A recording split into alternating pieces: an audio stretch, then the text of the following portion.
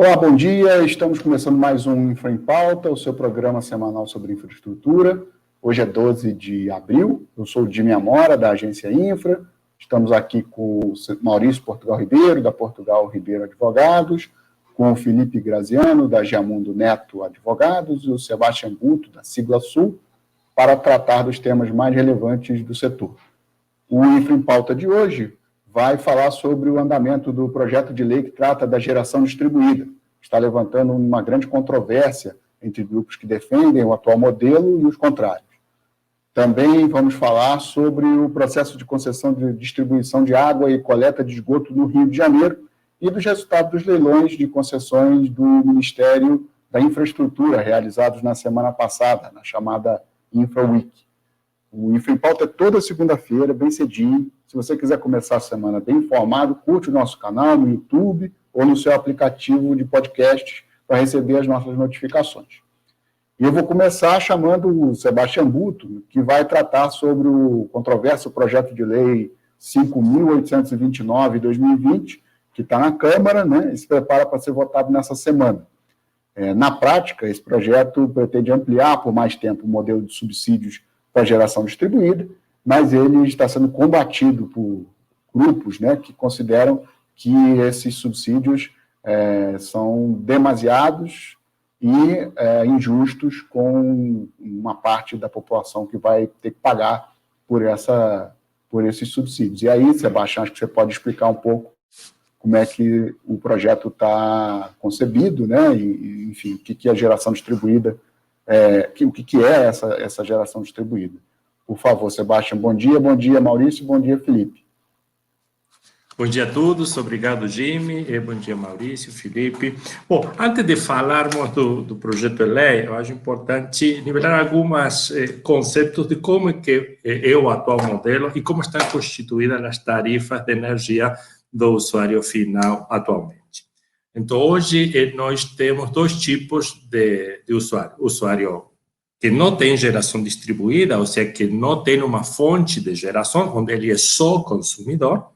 Tá? A tarifa de energia, a tarifa que paga, em particular, aqueles que estão conectados na baixa tensão, é uma tarifa que inclui vários conceitos, que é o custo da energia em si, o custo do commodity, do átomo que chega à residência, o custo de todos os encargos setoriais, o custo dos impostos e o custo do uso da rede de distribuição e transporte, que é a rede que é utilizada para trazer a energia desde a fonte geradora até o ponto de consumo.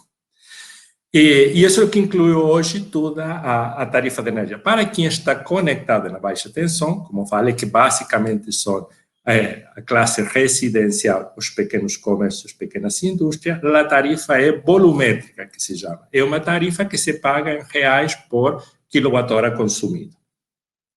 Mas hoje, com a geração distribuída, você tem o que se chama o prosumer, que é o consumidor produtor.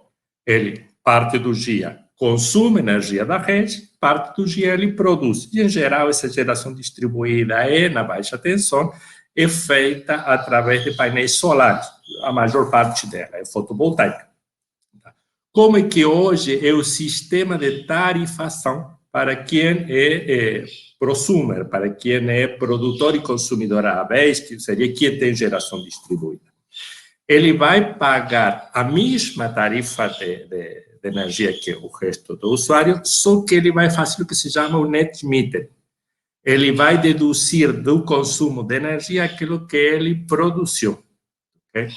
Com isso, com esse sistema de compensação entre o produzido e o consumido, o usuário que hoje tem geração distribuída não paga pela energia que ele produz, ele não paga o custo da energia, logicamente, porque ele a produz, mas também não paga nenhum encargo setorial, não paga os impostos associados aos encargos dessa energia e não paga parte do uso da rede de distribuição e transporte. Só que essa rede de distribuição e transporte, ela é utilizada por esse mesmo usuário, por esse mesmo consumidor, e nas horas em que ele não gera energia. Então, a discussão está em que, à medida que começou a avançar a geração distribuída, a parte da rede, que é da infraestrutura básica para o transporte da energia, não está sendo paga pela geração distribuída, por quem tem geração distribuída. E como a rede ela está dimensionada para um momento de máxima demanda, a rede está dimensionada para poder transmitir energia, distribuir energia no momento que se precisa. Okay? E como esse usuário que o consumidor precisa em algum momento, ele tem uma rede à disposição. Então, essa rede que basicamente é a infraestrutura fixa, quando ela termina sendo rateada desse jeito, o consumidor paga menos e, consequentemente, quem termina pagando a rede e quem mais termina pagando a rede é o consumidor que não tem geração distribuída. E isso é o que está gerando os chamados subsídios cruzados, porque à medida que mais geração distribuída se tem, menos energia fica para pagar a infraestrutura básica que em algum momento pode ser utilizada por todos. Tá? E essa é a discussão principal dos subsídios cruzados. Okay? Então, primeiro eu queria explicar como é que funciona a tarifa. A geração distribuída, ela tem uma série de benefícios para a rede e isso hay que reconhecer. Okay?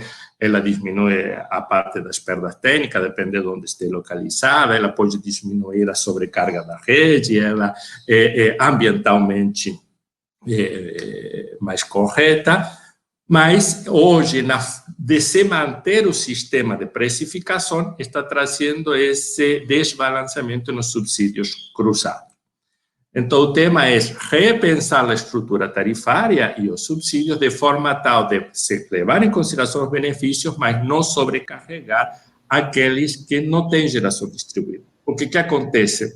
Basicamente, se uno faz um mapeamento de qual é o tipo de consumidor, que hoje é prosumidor, digamos, que também é produtor e que tem painéis fotovoltaicos, é a classe com poder aquisitivo maior, porque é o que justifica também, pelo maior consumo, pode fazer esse tipo de investimento e pode financiar esse tipo de investimento.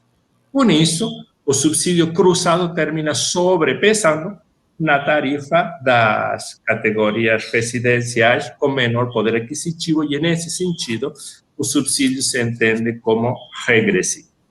Só para dar uma rápida colocação, historiar um pouquinho o que está acontecendo, no ano de 2018, a ANEEL fez uma proposta para reduzir esses subsídios ao longo de um período até grande, considerado grande por alguns, mas que estavam de acordo e tinha razoável acordo, mas o pessoal que está na área de geração distribuída, né, que está fazendo os investimentos, considerou a proposta da ANEEL não era ruim, houve toda uma polêmica em cima disso, se criou algumas expressões até inadequadas, como taxa do sol, e isso acabou, a ANEEL teve que esperar, não pôde terminar o seu trabalho, e o Congresso entrou para fazer uma legislação sobre isso, né, e o relator, que é o deputado Lafayette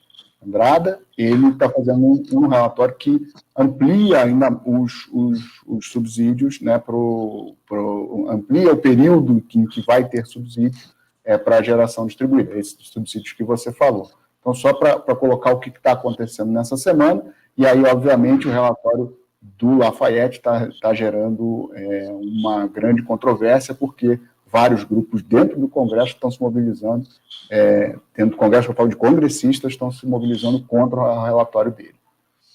Sim, e nesse sentido, qual é a grande discussão que se tem, ok? Os que defendem a continuidade dos subsídios e aqueles que defendem a redução dos subsídios baseado nessa questão de que eles são regressivos e sobrepesam as classes menos favorecidas. A discussão principal passa pelo prazo que se terá para a eliminação desses subsídios cruzados e qual será a parte da tarifa de energia total que quem tem geração distribuída não pagará. Okay? Então, há um entendimento da ANEEL que quem tem geração distribuída não deveria pagar a parte do custo da energia, do commodity em si, mas sim deveria pagar o resto dos custos comuns e fixos, que formam parte da tarifa, porque em algum momento do dia e em algum momento esse consumidor faz uso do sistema elétrico da infraestrutura básica e, portanto, ele se apropria do uso dessa infraestrutura. Então, hoje a discussão está em que conceitos vão ser não cobrados para quem tem geração distribuída e qual é a trajetória temporal para a eliminação desses subsídios. Tá? E no projeto do Lafayette tem alguns conceitos que serão excluídos da conta, onde muitos entendem que não deveriam ser excluídos da conta, porque formam parte dos custos fixos, e formam parte da organização do setor como um todo, em particular os encargos setoriais. E a outra questão é se a trajetória para a eliminação dos subsídios não é alongada demais.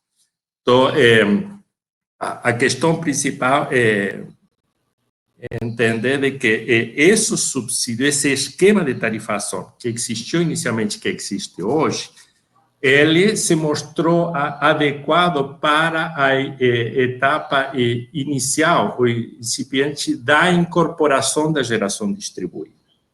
Tá? Hoje, a geração distribuída está tomando uma escala significativa, as projeções são que ela quintuplique em 10 anos, os custos da geração distribuída têm diminuído, os custos de aquisição, e também têm aumentado, já diminuiu a simetria de como que ela funciona. Okay? É mais fácil da instalação, operação e demais. Então, se chega um momento em que é necessário discutir se o esquema atual precisa se manter ou realmente precisa ser revisitado. E se está entendendo que é o ritmo acelerado que está tendo a expansão de geração distribuída precisa realmente de um parar para pensar, porque ele pode gerar distorções muito significativas. E o que acontece? Quem está tomando as decisões, ou quem tomou as decisões de investir nos painéis solares ou na geração distribuída, não fez com uma regra. Então, entendo que para quem já tomou a decisão, essa regra tem que ter um período de transição muito mais alongado, porque a escolha foi feita com um marco normativo, mas quem tomar a decisão a futuro terá que levar em consideração a nova regra. Acho que a gente podia falar, para a gente poder concluir esse assunto, sobre como é que os outros países, né, outros países que estão mais à frente nesse setor, solucionaram esse tipo de questão.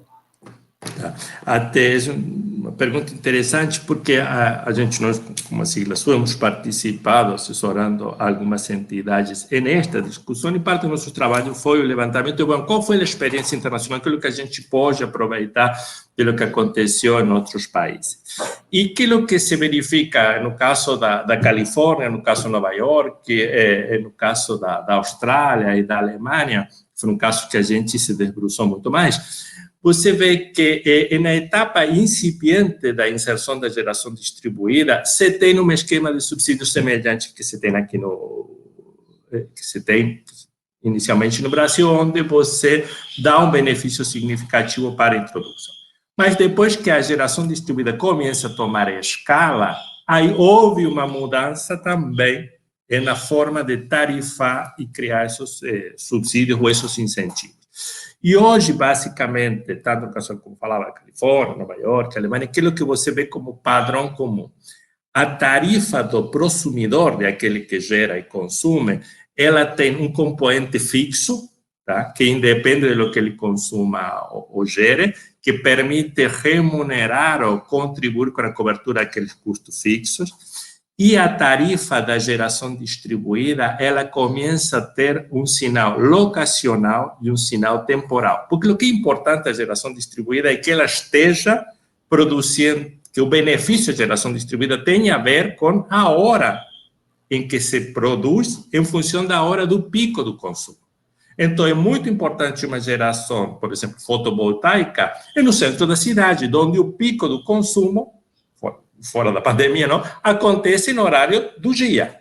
Tá? Essa geração fotovoltaica é numa área residencial, onde o pico do consumo acontece na noite, traz um benefício menor. Então, tem que ter uma diferença de precificação para poder sinalizar o benefício que ela dá temporal. E também a geração distribuída teria que ter um sinal de preço locacional. Não é o mesmo ter geração distribuída em uma área da rede que tem problemas de abastecimento, que precisa de maiores investimentos de expansão, que em áreas onde a rede tem capacidade ociosa. Então, o que se tem visto nos outros países é que, depois que se passa da fase inicial, desse incipiente da inserção da geração distribuída, você vai para uma tarifa que tem componentes fixos para cobrir os custos fixos e tem um sinal mais locacional e temporal. Eu acho que teria que ser o caminho que se vai, que é a modernização do setor em si. E também começar a criar questões que deem mercado a essa geração distribuída. Você tem a figura do que é o agregador, que é aquele que junta um monte de geração distribuída e comercializa aquilo. Okay? Vai aparecer o mercado dos acumuladores e demais. Então, eu acho que hay que dar o tratamento de sofisticação necessária para inserir realmente a geração distribuída, mas não criar distorções maiores. E essa eu acho que é a principal discussão. Cada uma das partes tem seus argumentos para defender seus interesses, mas o que sim está claro, a meu ver, é que a forma em que hoje se tem os subsídios, ela não pode continuar com a mesma estrutura, e isso também foi uma lição aprendida de outros países. Tá ótimo. Sebastião, então, obrigado aí pela aula, né? Pela ponderação, explicar corretamente todo o processo, né? E, enfim, e agora a gente entra no outro tema, que é o leilão da SEDAI. A gente chama de leilão da SEDAI, mas, na verdade, é o processo de concessão da distribuição da água e da coleta do esgoto de uma grande região, da maior parte do Rio de Janeiro, né, do estado do Rio de Janeiro, incluindo quase toda a região metropolitana, e é o maior processo de parceria público-privada em andamento no país, né, para se fazer leilão.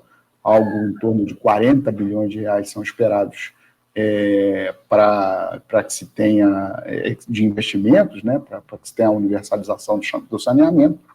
E ele está entrando aí na fase final, né, e o Maurício pode falar um pouco sobre dúvidas que têm surgido no mercado, né, que têm aparecido aí em reportagens na imprensa sobre como vai ser feita a cobrança em áreas de acesso restrito, vamos chamar assim, do Estado, no Rio de Janeiro, como é que vai ficar a SEDAI depois da concessão, porque ela vai efetivamente continuar existindo e tendo um papel importantíssimo, que na entrega da água, vamos chamar assim, né, para simplificar, aos 4 concessionários, dos 4 blocos, ou talvez um bloco só, ou 2, porque não há restrição.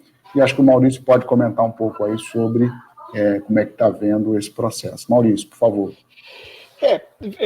Primeiro, Jimmy, obrigado. Bom dia, Sebastião. Bom dia, Felipe.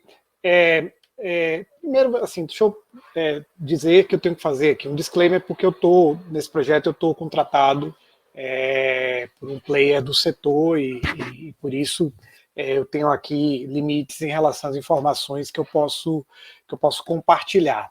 Mas o que eu acho que é importante dizer, o que é que a gente viu nos últimos dias, né? O que é que a gente viu nos últimos dias? Viu aparecerem reportagens na imprensa sobre as dificuldades de cobrança em áreas não urbanizadas ou áreas irregulares, áreas de milícia, sobre, por exemplo, os riscos em torno, né, da reconfiguração que a SEDAI terá que fazer, né? Ela vai se tornar, sobretudo, uma empresa de captação e adução, captação, tratamento e adução de água, né?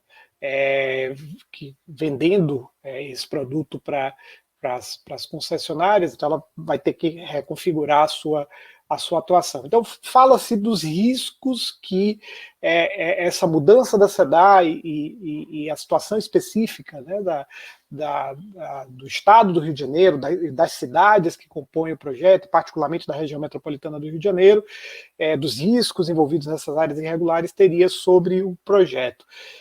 Eu acho que quando você vê esse tipo de reportagem, eu acho que a primeira coisa que você tem que lembrar aqui é que já existem áreas concedidas naquela região, né?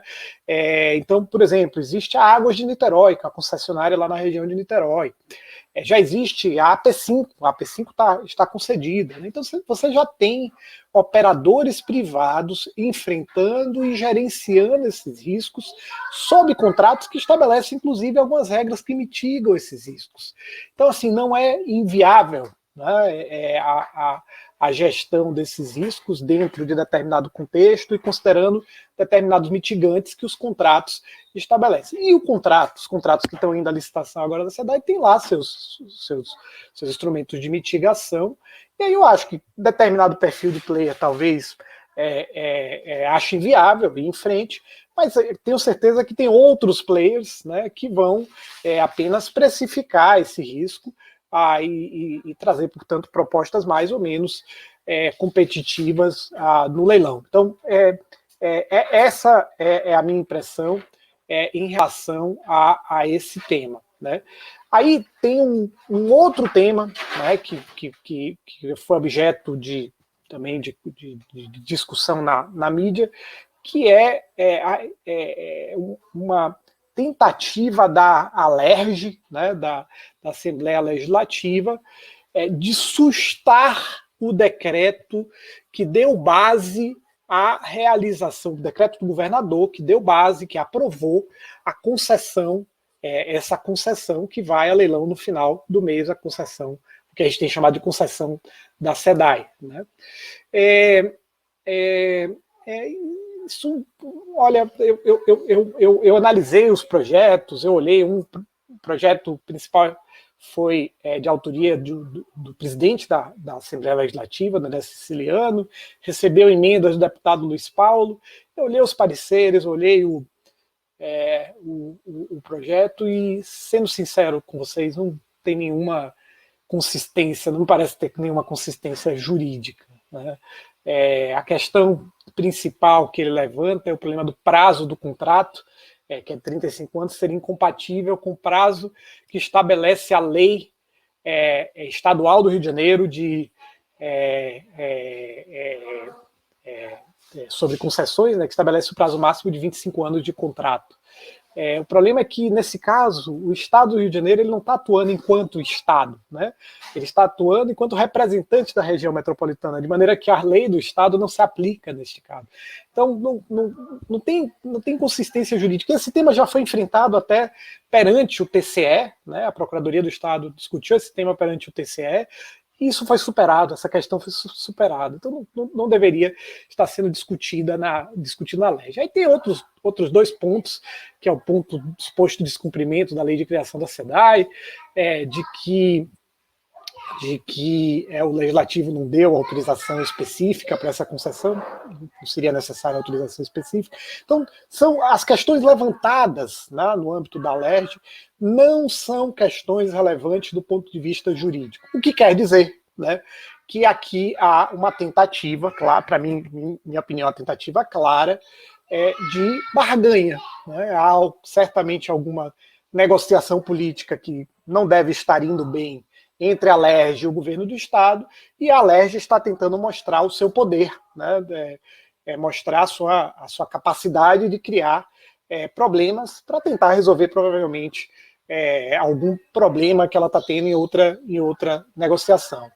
E aí, nesse contexto, a única coisa que eu posso desejar, sinceramente, é que o bem-estar da população, né, a perspectiva da população de ter uma situação sanitária melhor, né, avançar os indicadores de desenvolvimento humano, né, por meio da melhoria do saneamento no estado do Rio de Janeiro, que essa perspectiva não seja frustrada por negociações pontuais, por negociações que são muito menores do que o bem-estar da população, particularmente nesse momento grave que a gente está vivendo, né, um momento de pandemia, um momento da pandemia muito agudo, né, e sem o auxílio emergencial adequado, que está criando a situação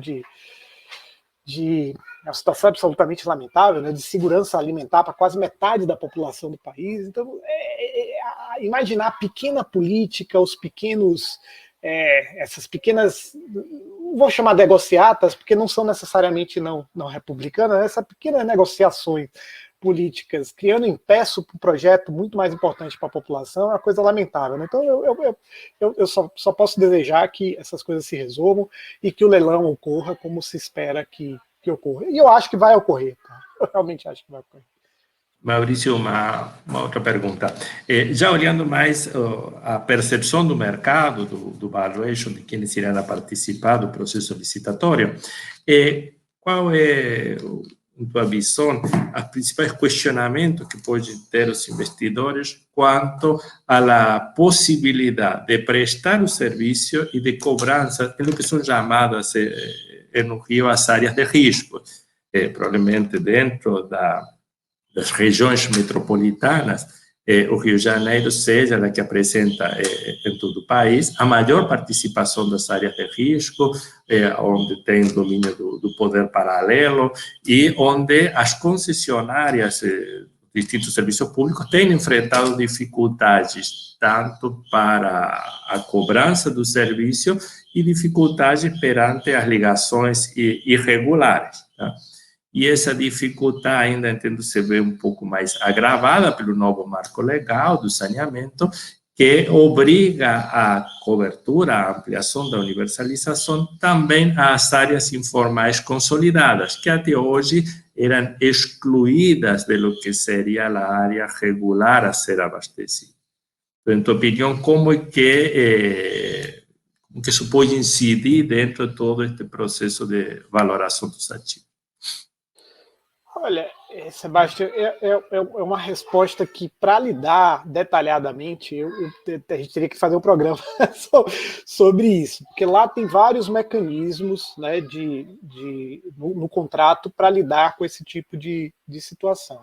Mas o que eu acho importante destacar, o mais importante destacar, é que você tem, no próprio contrato de concessão, uma definição das áreas que estão excluídas, né, particularmente dentro do município do Rio de Janeiro, das áreas que estão excluídas e nas quais os investimentos em saneamento, primeiro, não se aplica as metas de universalização para essas áreas, né, dentro daquele projeto, e para essas áreas a definição no edital de uma verba que o concessionário vai ter que investir nessas áreas, né?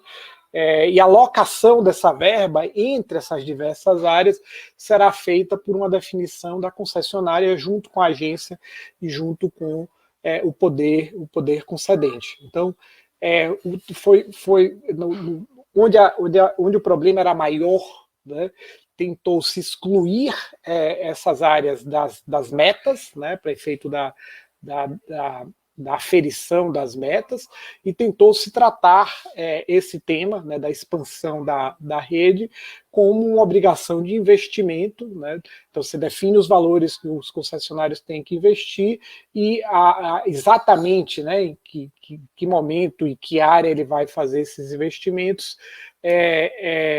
vai ser uma definição dele em conjunto com o poder concedente e com a agência reguladora. Então foi um modo de lidar com essa situação, que é uma situação desafiadora, como você bem apontou. Obrigado. Bom, então, assim, eu, enfim, desejo que, de fato, essas questões sejam solucionadas e que possam, enfim, a população ter, mas há um risco efetivo, porque essas áreas dominadas por um poder paralelo, seja ele qual for, lá no Rio de Janeiro, só crescem. Então, assim, é algo muito desafiador, e espero que o próprio processo de melhoria do ambiente, os investimentos que vão ser feitos, possa ser um fator para reduzir vamos chamar assim, essa área, né, de atuação criminosa, né, que só tem prejudicado o Estado aí nos últimos 40 anos. Mas, então vamos passar para o próximo ponto, né, que é o resultado da InfraWeek. Semana passada, o ministro Tarcísio de Freitas, da Infraestrutura, esteve aqui para abrir, né, a semana de leilões do setor de transportes aqui no Infra em Pauta, anunciou aí o que seria feito e teve sucesso, né, um sucesso de conseguir leiloar todos os 28 ativos, né, fazer os 8 leilões com participação de empresas, nenhum ficou vazio, já é algo bem sucedido, né? E, bom, aí a outra parte atribuída um certo sucesso a outorgas e coisas desse tipo, aí já é algo mais polêmico, que a gente vai tratar aqui agora, né, Felipe? Eu queria que você comentasse, então, sobre esses resultados, a começar pelo leilão do setor de aeroportos, né, os 22 aeroportos concessionados em 3 blocos, Sul, Norte e Central, né, com uma característica de ter muitos aeroportos regionais, e que funcionou aí nesse modelo filé com osso, né? Tivemos todos os blocos concedidos, 2 deles ficaram com a CCR, que já opera aeroportos aqui no Brasil e no exterior, e o outro com a Vinci Airports, que também opera aqui no Brasil, o aeroporto de Salvador, e obviamente outros aeroportos no resto do mundo. Felipe. Jimmy, para essa rodada a gente teve a oportunidade de comentar com o ministro e discutir previamente, né, a expectativa, e em certa medida ela acabou se confirmando. Para essa rodada, acho que um grande ponto que era uma novidade é a concentração na aviação regional. Diferentemente das outras etapas em que você tinha grandes hubs sendo licitados, nessa etapa a gente tem, de fato, alguns aeroportos muito interessantes, como, por exemplo, de Curitiba, que é um grande aeroporto, inclusive com voos internacionais também, mas, por outro lado, a concentração de pequenos aeroportos dedicados à aviação regional era muito grande. Então, era um primeiro teste para o modelo, entender como o mercado enxergaria a perspectiva de crescimento da aviação regional. E o outro aspecto é a situação em que a gente vive, que, para um contrato de longo prazo, é fato que a pandemia ocupa um pequeno espaço, mas ela traz muita dúvida, né, e deixa os operadores que já administram aeroportos numa situação de lidar com dificuldades de caixa muito grande. Acho que o resultado mostra um sucesso e mostra que houve interesse apesar desses desafios, dessas novidades. Acho que houve é muito difícil você ponderar se um lance foi ou não foi agressivo, mas, de certa forma, os lances ofertados pela CCR surpreenderam o mercado. O que a gente ouviu é que, de fato, foram lances para levar o ativo, né? Então, provavelmente, com certeza, aliás, isso foi muito bem estudado e tem uma estratégia da CCR de aposta na aviação regional, o que é muito interessante, porque a gente está falando de um operador nacional que tem, de fato, um conhecimento bastante profundo de Brasil. Você falou também, por favor.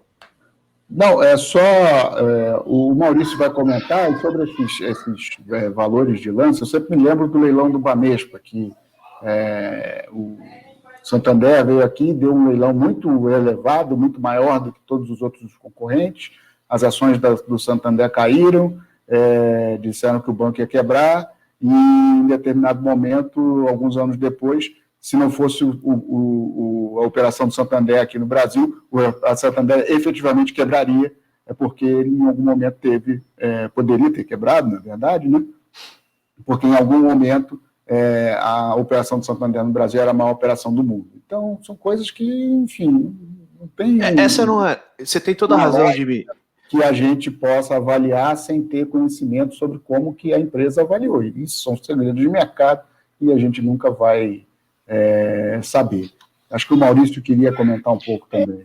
O que eu queria dizer é o seguinte: se tem uma crítica que eu gostaria de fazer é a crítica aos analistas de ocasião. Né? Você pega a grande imprensa e também posts no LinkedIn dizendo que o lance foi agressivo, ou que foi excelente, que foi isso, que foi aquilo. Sinceramente, é absolutamente impossível você, olhando de fora, sem ter as informações da proposta feita pelo player, né? Da racionalidade que o player levou em conta para gerar aquela proposta, você fazer um comentário sobre isso. Né? Então, deixa eu só dar um exemplo. Assim, né? Se você pegar um projeto, né, que o investimento envolvido no projeto é 20 bilhões, tá? A tarifa é fixa e a outorga mínima é 1 milhão. 1 milhão. Tá? Um projeto de 20 bilhões de investimento. Tá? E o critério de licitação é maior outorga.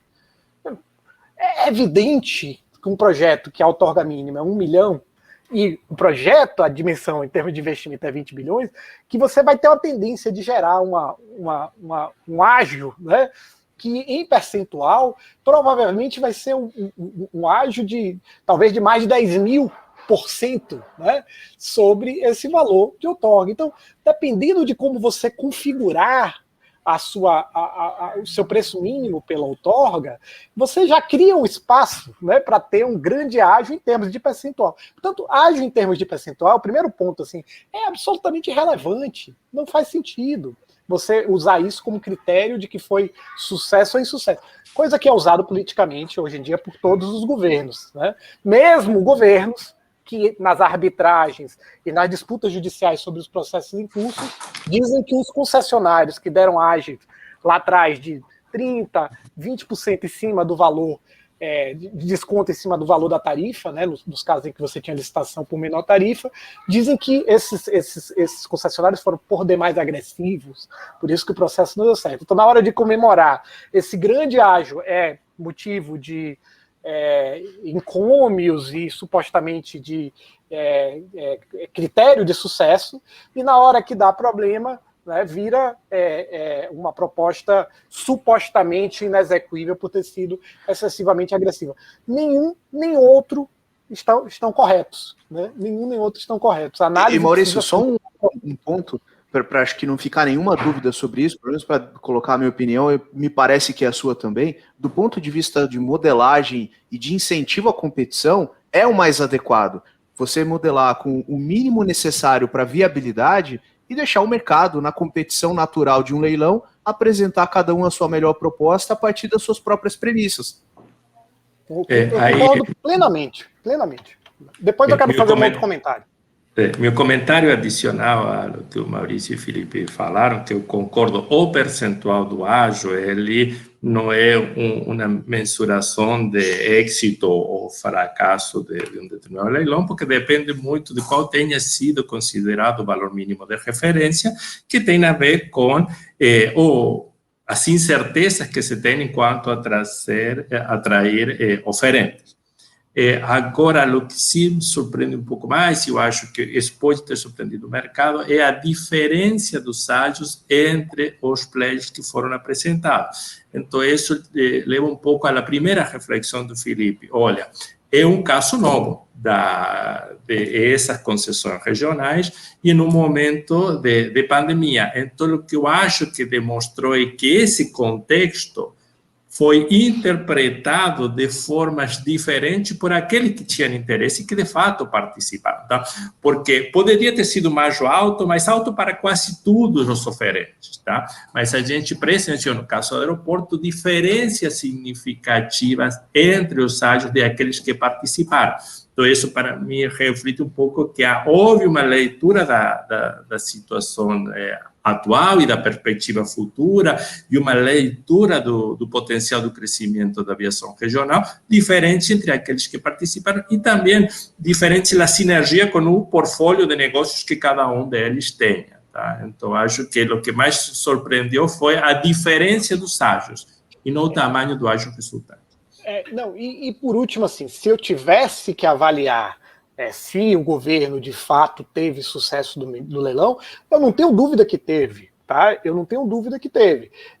particularmente quando você olha quem é a CCR, né, as condições econômico-financeiras da CCR vis-à-vis o tamanho desse projeto, né, claramente é um player que vai ter facilidade aí em tocar esse projeto, não tenho a menor dúvida disso, e também da Vinci. Eu, sinceramente, não acompanho a situação de crédito da Vinci, então eu não posso dizer assim em detalhes, né? Eu sei que o aeroporto de Salvador, pelo menos a experiência que eu tive, é de que é um aeroporto bem gerido, né? Que é o aeroporto do Brasil que eles fazem a gestão.